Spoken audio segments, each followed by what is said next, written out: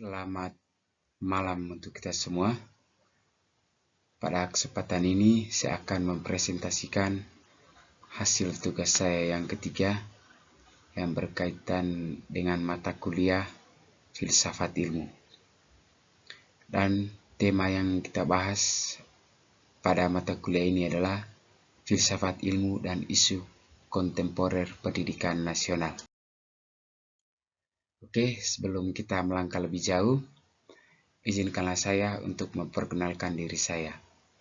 Nama Julius Mangun, NIM 859349802 dengan prodi Pendidikan Guru Sekolah Dasar.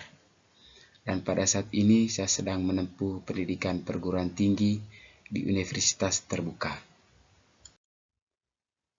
Dan topik yang saya bahas pada mata kuliah Filsafat Ilmu ini adalah pilar-pilar pendidikan dan relevansinya di era digital. Oke, tanpa memperpanjang kata, kita langsung di bagian yang pertama. Yang pertama, makna pilar dalam konteks pendidikan. Secara harafiah, pilar merupakan tiang penyangga, penguat, atau fondasi utama yang berfungsi menjaga sebuah struktur bangunan agar tetap tegak, berdiri, dan kokoh.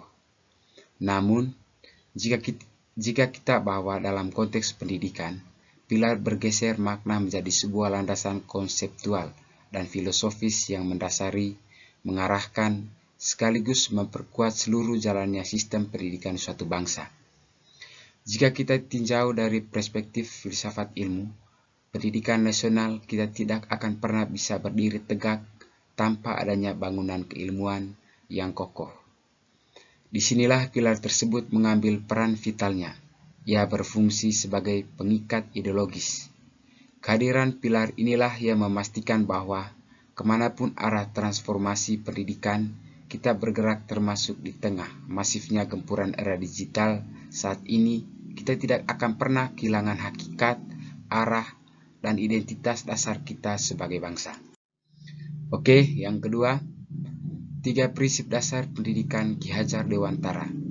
Yang pertama, Ingarso sung tulodo, yang berarti di depan memberikan teladan. Semboyan ini menegaskan bahwa seorang pendidik wajib menjadi kompas moral dan etika bagi peserta didiknya melalui tindakan nyata, bukan sekedar kata-kata. Yang kedua, Ing Madio Mangun Karso, yang bermakna di tengah membangun semangat atau prakarsa.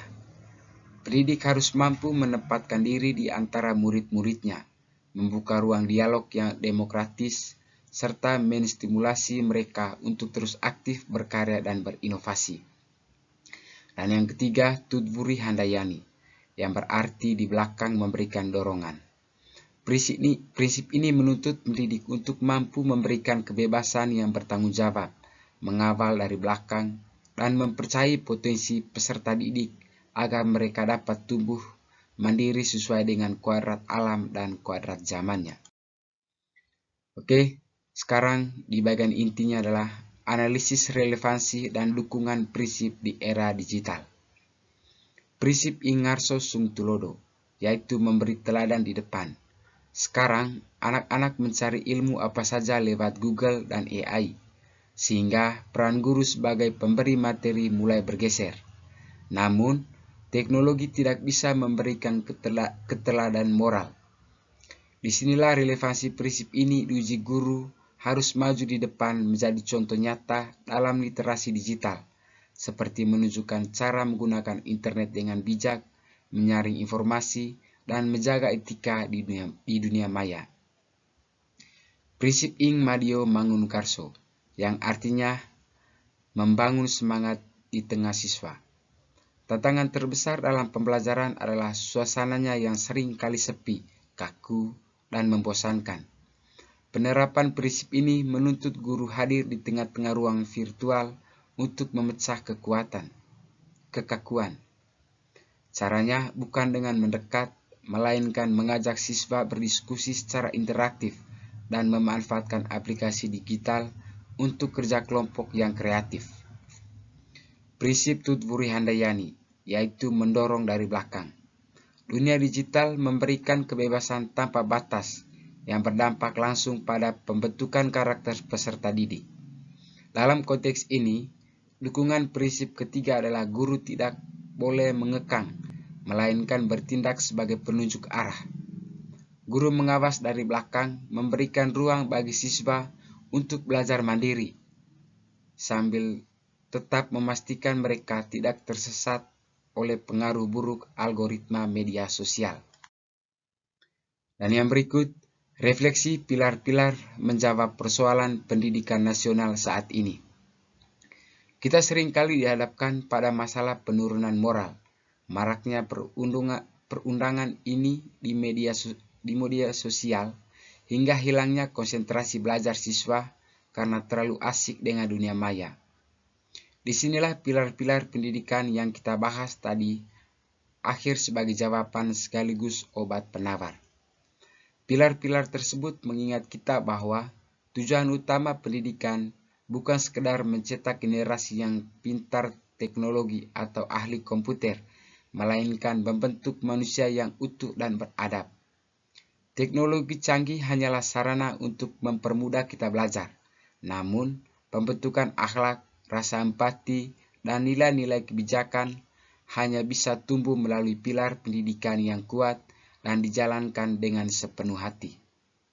Di era digital yang serba cepat ini, pilar-pilar ini menjadi pengingat yang sangat berharga bahwa secanggih apapun aplikasi yang kita gunakan, peran pendidikan tidak akan pernah bisa digantikan oleh mesin.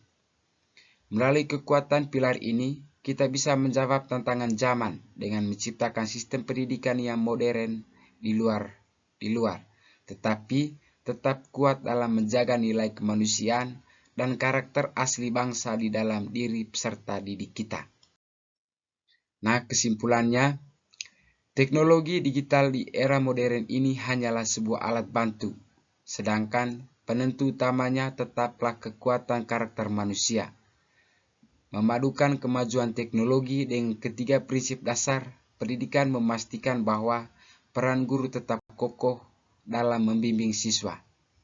Dengan sinergi yang tepat, kita dapat melahirkan generasi muda yang tidak hanya cerdas, digital, dan menguasai ilmu pengetahuan, melainkan juga tumbuh menjadi pribadi yang berakhlak mulia serta memiliki integritas tinggi. Oke, sekian hasil presentasi dari saya. Semoga apa yang saya presentasikan pada kesempatan ini dapat berguna bagi teman-teman sekalian, terutama bagi kehidupan saya yang saya hadapi selanjutnya. Sekian dan terima kasih.